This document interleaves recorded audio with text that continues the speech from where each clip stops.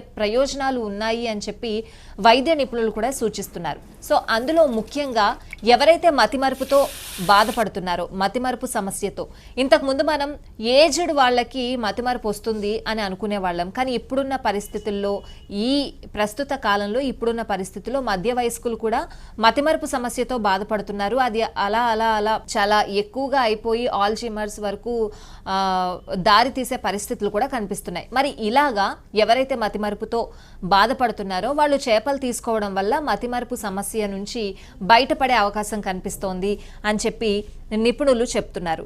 So ఇక చేపలతో మానసిక ఆందోళన కూడా తగ్గుతుంది అని చెప్తున్నారు.